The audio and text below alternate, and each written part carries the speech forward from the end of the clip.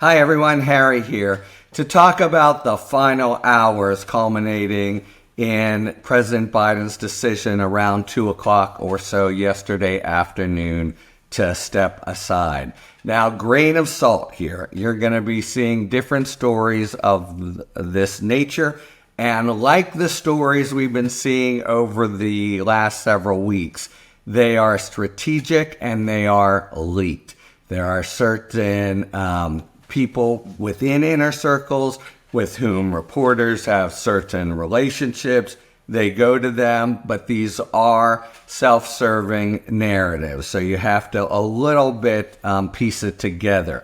One of the chief reasons I was confident that this was the way the decision was going was the sort of surfeit of stories, one after the other, and the absence of rebuttal stories from the Biden camp. If you took the point of view that they were doing these in some way choreographed and on purpose, it pointed in a particular direction. Anyway, so same thing here. Point one, and this is going to be, we are in the political season. Stories that obviously come from government insiders always have points of view, axes to grind. You try to see if you can smell them out between the lines. I think that's a bad metaphor, but you get my point. That's something always to keep in mind. Anyway, though, I think so that's point one. But point two is, it does seem, at least on one level, I mean, I think there's a level at which Biden was truly wanting to stick around, or at least it's the kind of situation where once you take your hand off the driver's wheel for just a second, all hell breaks loose. You're not the candidate anymore, and I think they were very aware of that. So I'm sure there are sophisticated people in the back of their minds. They were thinking it could go this way. But nevertheless, Biden, in part with some sincerity, was saying, stay the course. Certainly, they dispatched the campaign manager on Saturday when there'd been this regular series of stories saying, no, he's not going anywhere. He's absolutely still in, and the like.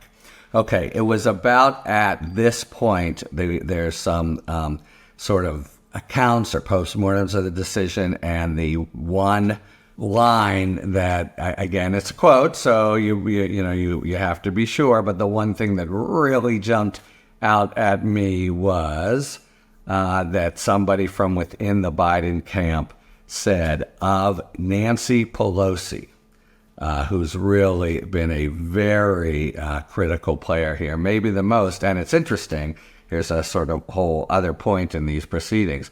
Why her? She's no longer even the speaker anymore, but her influence, I think, is just by dint of what a tremendous sort of strategist and political thinker that she has been. Anyway, the message was transmitted in some fashion.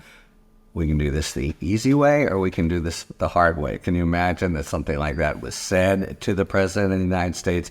Probably something a little like it was said to an aide of the President of the United States, but it was pretty clear.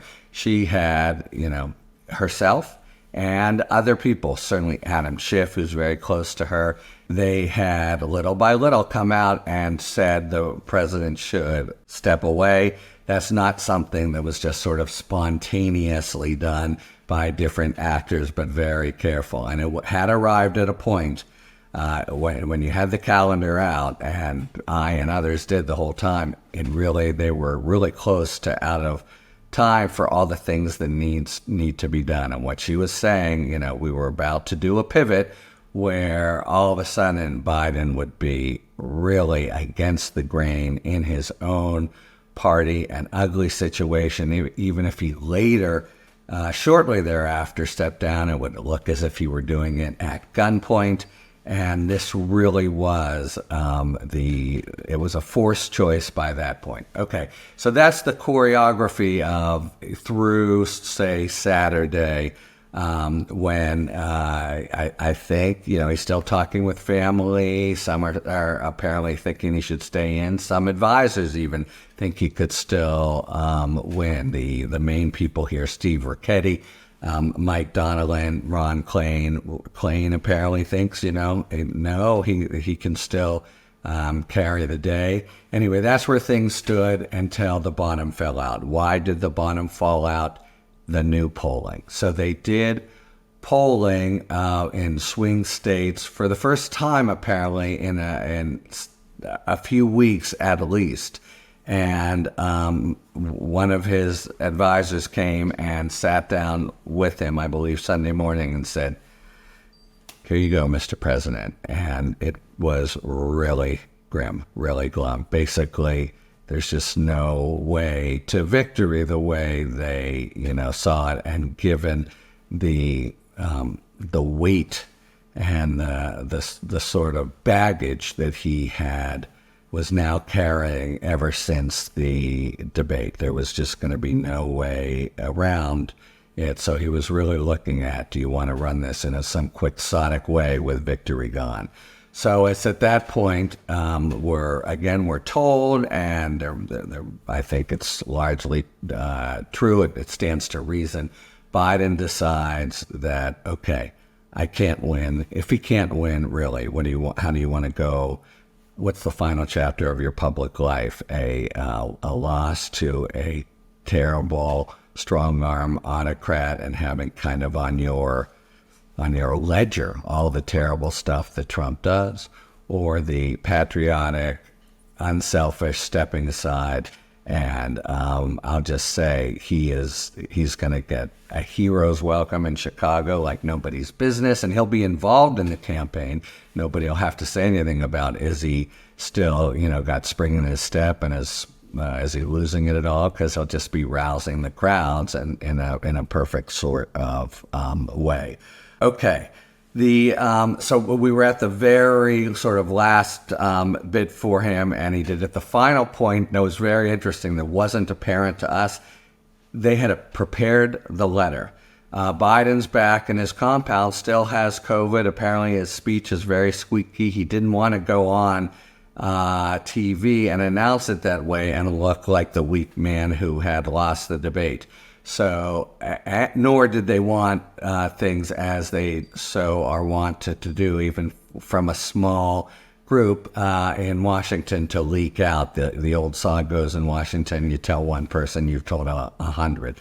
So basically, at like 1:45, he makes it final. There are some people, Anita Dunn, very, very close people who do not know.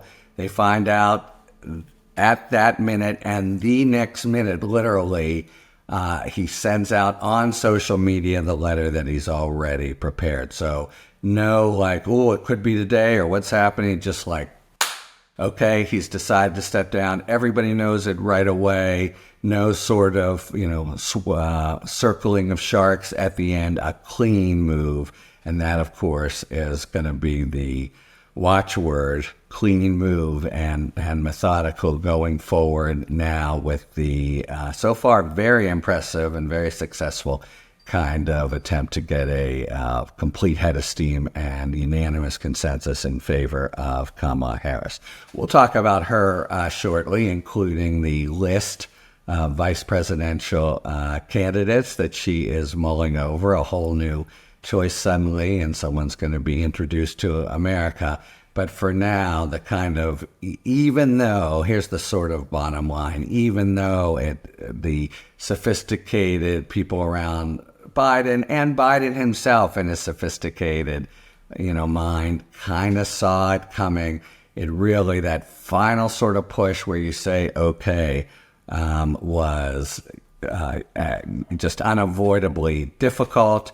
And the prompt that really pushed him over the brink, if you will, were these polls. And it's something for us to keep in mind, at least the record as of the time he steps aside, is he cannot win. And then finally, the almost military-like precision and quickness of the publication, so that there can't be a rumor mill and sort of sharks in the water. It's just boom, known, and we've turned a page. Talk to you later. Thanks for tuning in. If you enjoyed this video and other Talking Feds content, please take a second to like and subscribe. Talk to you later.